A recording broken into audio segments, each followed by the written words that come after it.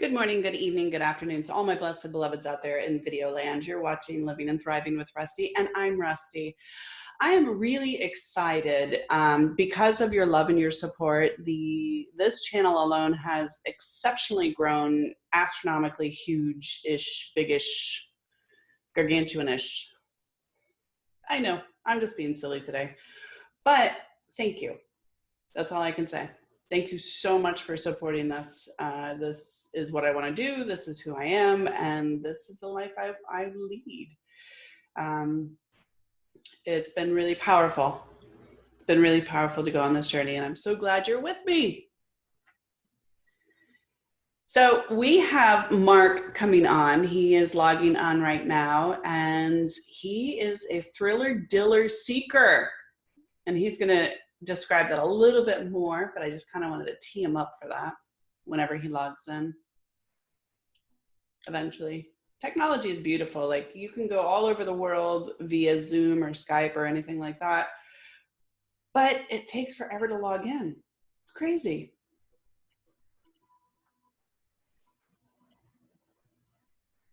Are you there, Mark? Can you hear me? Do you hear me? Do you want to turn on your video? I'm looking for it. Hang on.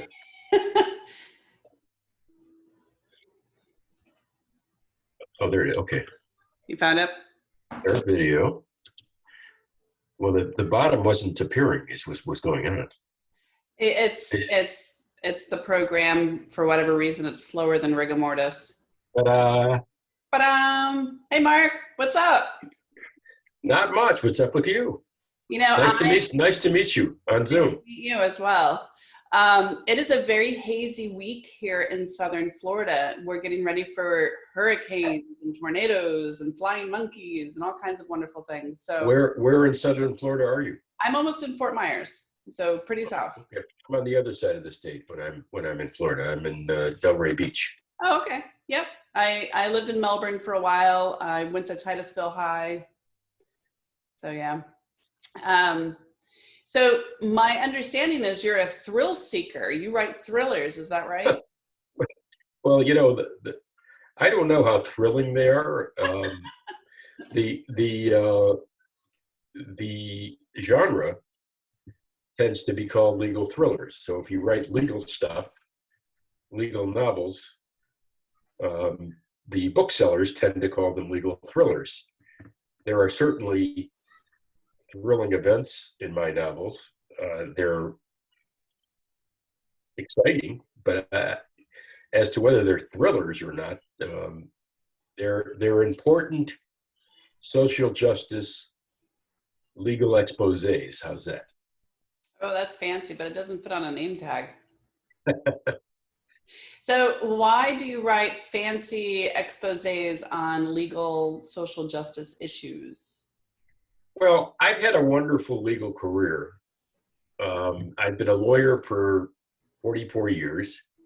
I represented people who were victims of injustice to varying degrees. That's why people come to a lawyer typically. I've always had one book in mind because it was about the biggest case of my life. I didn't know whether or not I could write it. I wasn't a novelist. I didn't fashion myself to be an author, let alone write 6 more and a novella.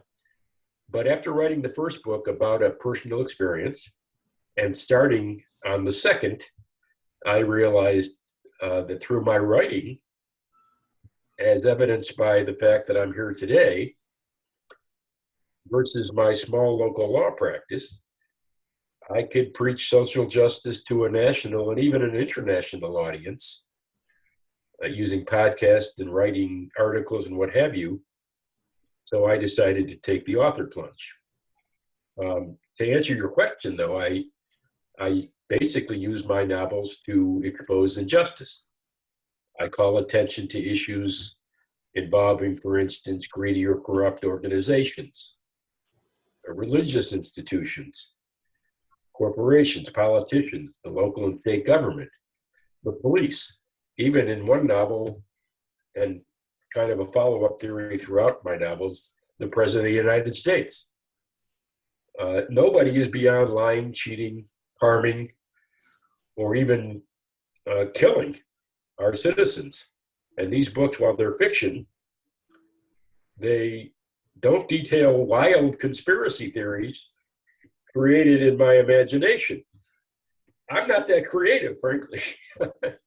They're based on real events occurring every day right here in America, and our citizens need to know that. That's kind of what motivates me to write. Fact is more dangerous than fiction.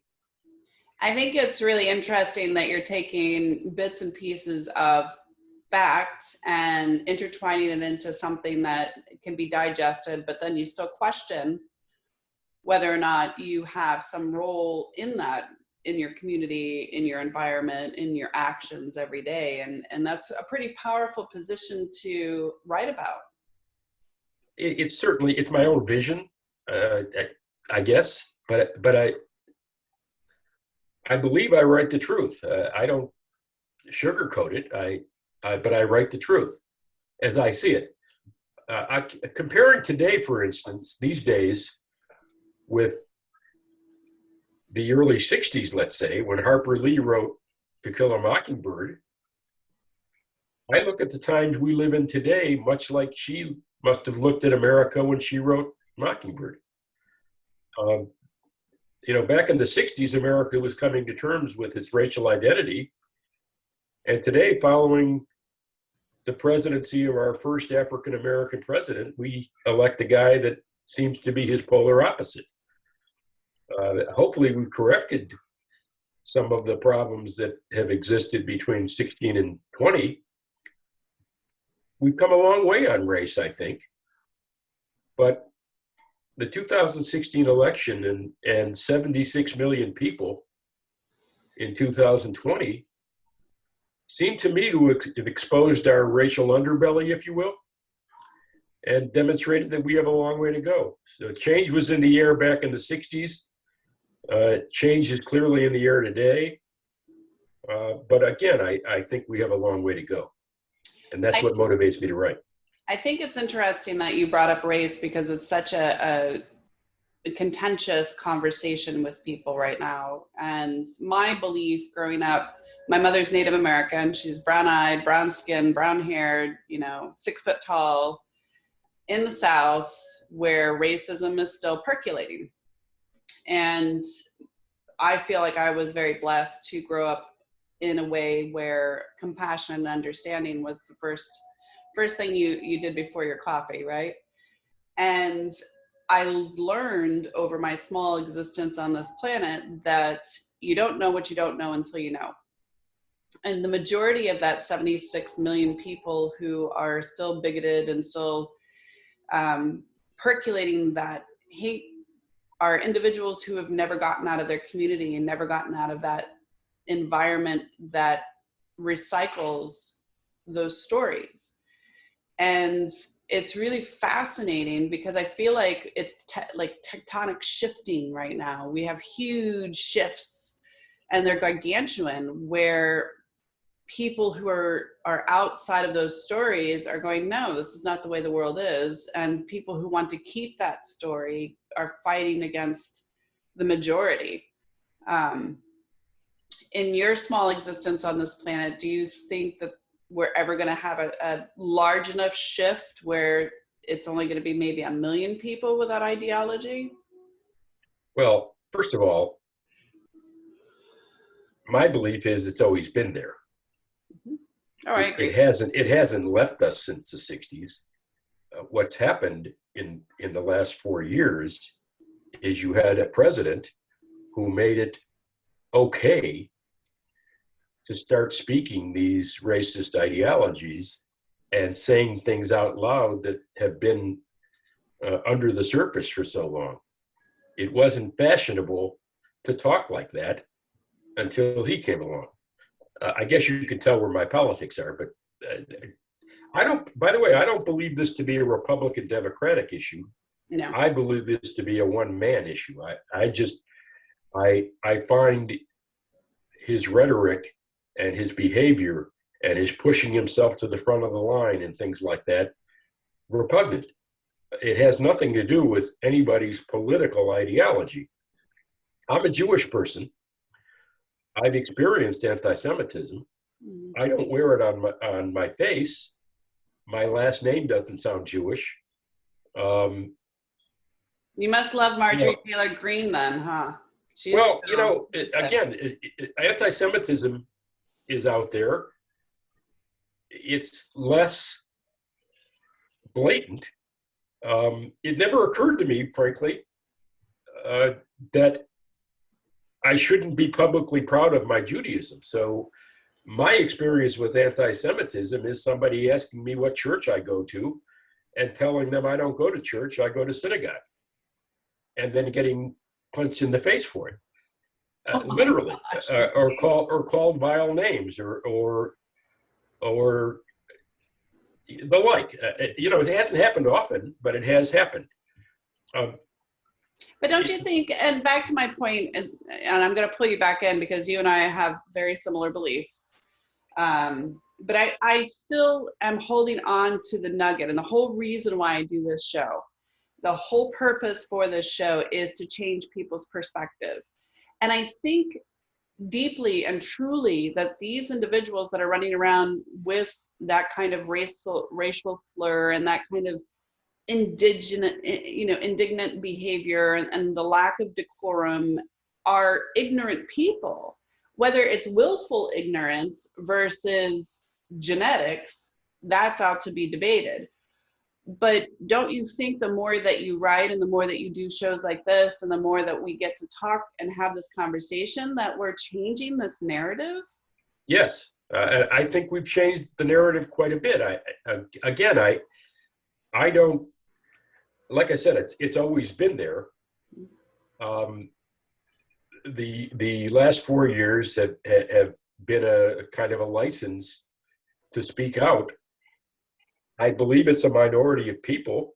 I believe the vast majority of people are good and well-intentioned.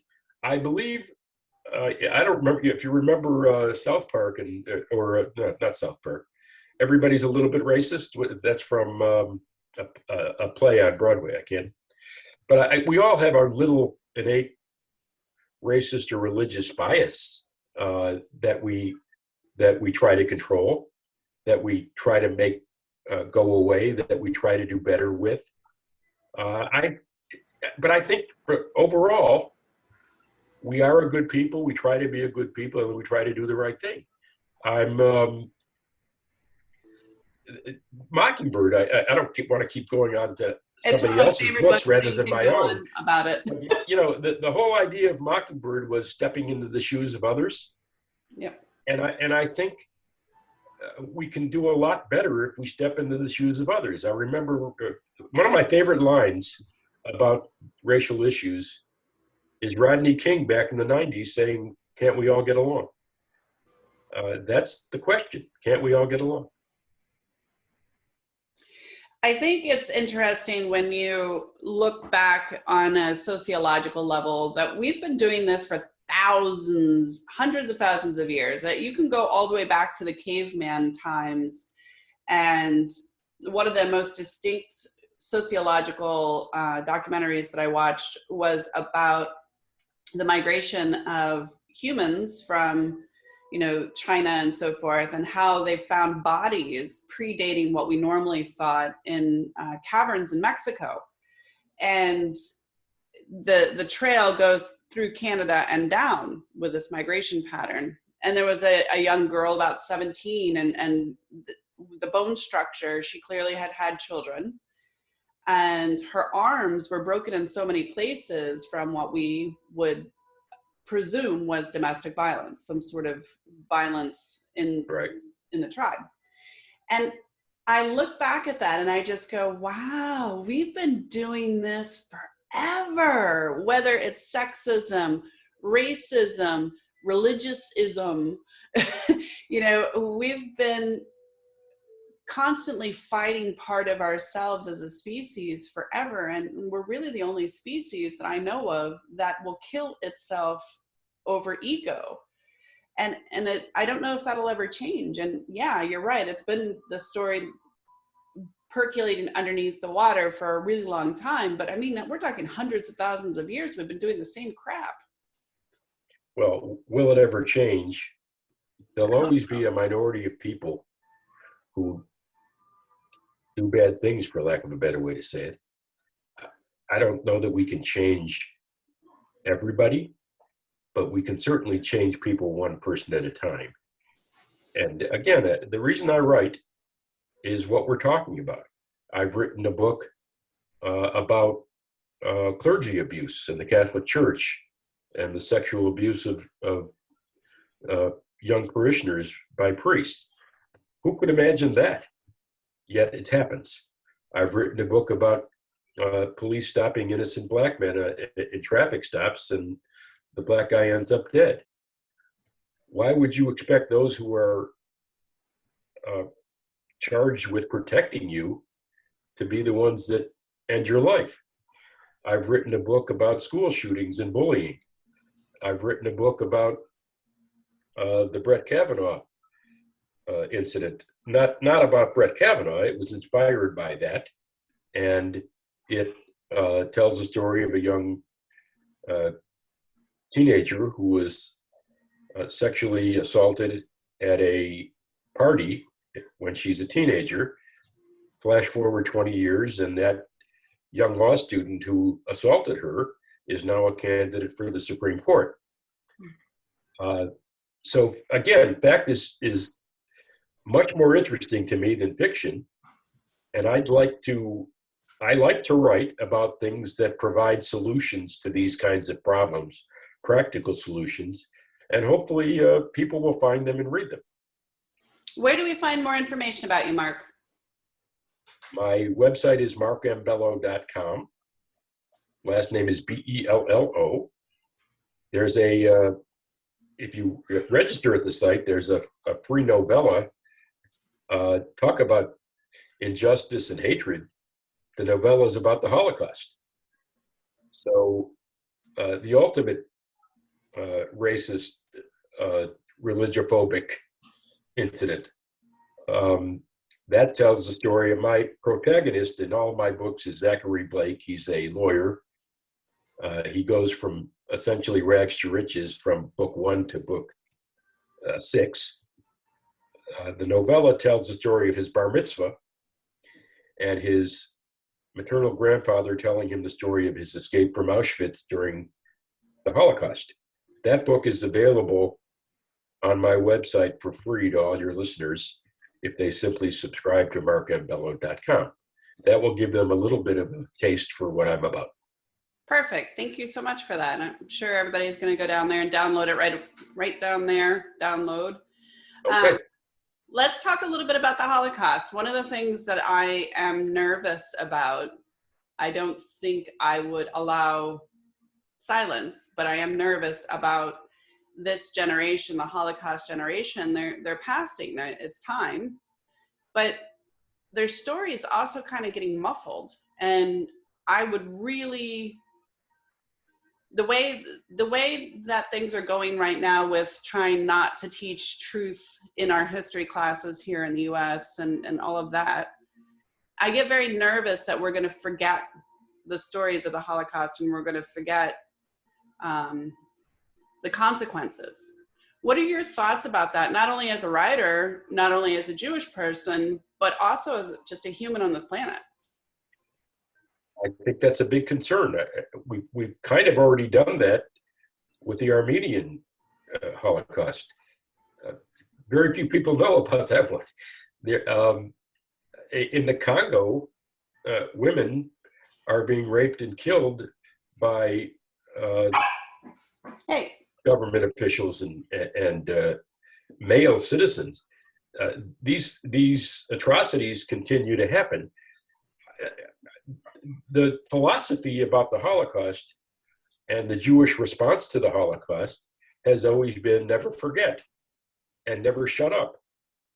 Part of the reason I wrote the novella was I'm not going to shut up. I'm just a small little cog in a much larger machine. There are Holocaust museums. and Holocaust speakers and Holocaust writers far better than me all over the world. However, the Jewish people are a very small minority of people. Israel's a big part of that, an important part of that. The idea of a Jewish state is very important to the Jewish people. It serves as a reminder of the Holocaust. To some degree, it was created. Jews don't like to say this, but there's certainly a part of, it's certainly part of the truth that Israel was created in response to the Holocaust. You just can't shut up. What's the Barbra Streisand song from Sesame Street? Just sing. Don't worry if it's not good enough for anyone else to hear. Just sing. I think that's true of speaking and writing. If your cause is just, if you're saying the right things, if what you're doing and saying brings good to society, keep saying it. And I think that's what most people do and say about the Holocaust. It was a terrible, terrible event in history. It should not be covered up in any way, shape, or form. The Holocaust deniers, as they're called, are ignorant. And again, educate them one person at a time. The purpose of L'Ador Vador, from generation to generation, which is the name of my novella, really wasn't a study in never forget. It was more a study in Jewish resistance. There are a lot of people who think that the Jews just passively stood by and let the Nazis exterminate them. And there was a lot of resistance behind the scenes, in plain sight. And I wrote the book to demonstrate some of that resistance, some of the bravery of the Jewish people. I recently interviewed a young lady who is the child of a man who survived Auschwitz, which is almost unheard of. He went into the concentration camp at a very, very young age, 16, maybe 15, somewhere, Right. In a. Well, these days it would have to be somebody that young. Huh? These days it would have to be somebody that young. There's not very many of them left. Right, exactly. He's passed, but his daughter wrote a book about her experience as a survivor as well. And here's the thing that people don't want to talk about, and I'm kind of poking you to see if you want to talk about it. You don't have to. But when he got out of the concentration camp, there wasn't any therapy or meds or PTSD recovery or, hey, let's not talk about gas at all. Like they literally were released and thrown back into the population, which was very limited, extremely traumatized. There was still racism prevalent at that time. And so trying to connect and find love and build a family, she ended up being very abused as a child because of the horror and the trauma that just kept repeating in her mom and her father. When do we as humans start talking about recovery from this? I mean, this is generational. Her son is extremely prolific in Holocaust history because of the same idea, never forget where you come from.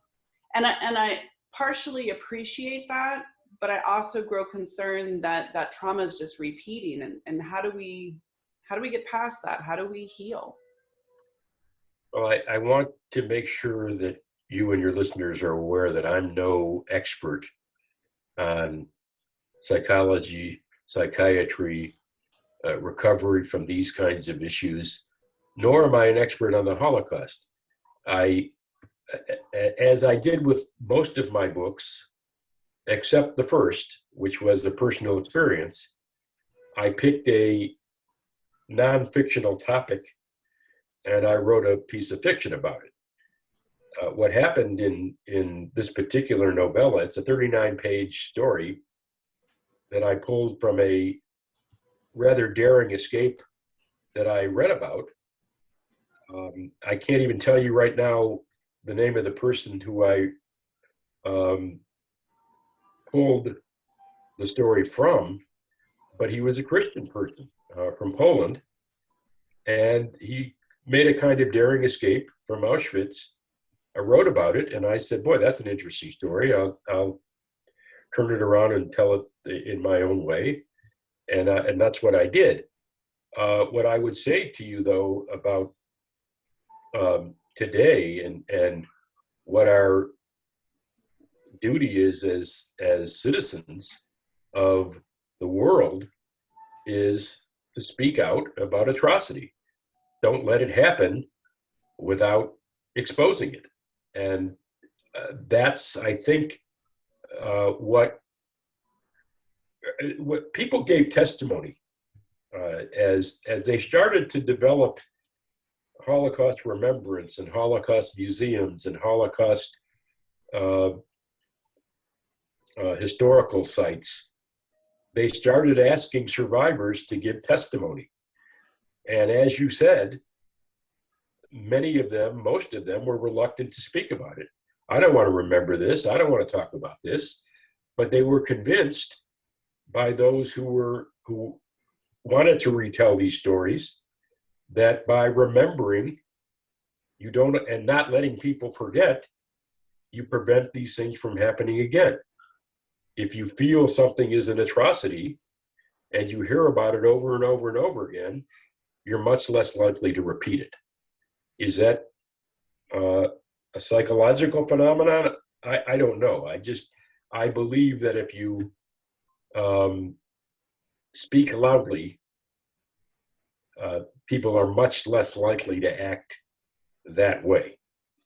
And that what the hope is. That's absolutely what the hope is. But I'm no expert. You're an expert at being a human on this planet, and obviously, you are trained in legalese, and you're trained to fight for the injustices of other people, whether that's spiritually, emotionally, mentally, divine gift that you were given, whatever you want to package it up and make it pretty. That's what it is. But you obviously have a purpose here that's much larger than. That's a subject of international law. It's a violation of human rights, obviously.